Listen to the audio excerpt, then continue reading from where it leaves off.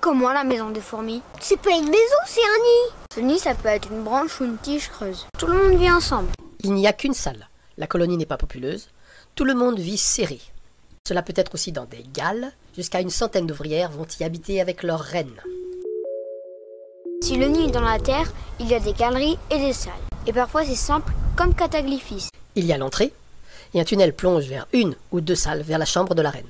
Ça descend à une profondeur environ de 60 cm. Les galeries peuvent être très nombreuses. Il y a tout un réseau. Les fourmis doivent trouver le meilleur endroit pour la chaleur et l'humidité favorables à la croissance du couvain. La reine est souvent au plus profond du nid, à l'abri. Quand elle pond, les œufs sont déplacés par les ouvrières dont c'est la tâche. Elles placeront le couvain dans une salle pour qu'il se développe le mieux possible. À chaque stade de développement, sa salle. Tout est trié. Ça change tous les jours.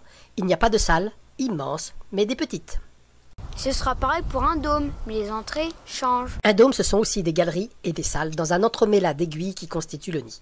Les ouvrières ouvrent ou ferment les passages pour que la chaleur soit la meilleure dans les salles. Ces entrées suivent la course du soleil. Les ouvrières font et défont au fur et à mesure.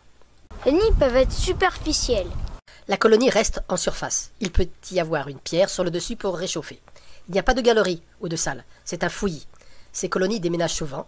Elles ne construisent pas grand-chose car ce serait inutile ou provisoire. Il y a même des nids dans le sable. Ces colonies sont en bordure de rivière. Leurs nids sont dans des fins graviers, du sable.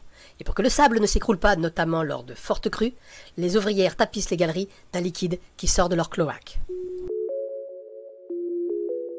La reine vit souvent à l'endroit le plus profond, mais elle peut remonter pour chercher la chaleur. Ça stimule sa ponte et les yeux vont sortir. Les fourmis granivores ont un grenier. Les graines sont stockées dans l'endroit le plus chaud et le plus sec.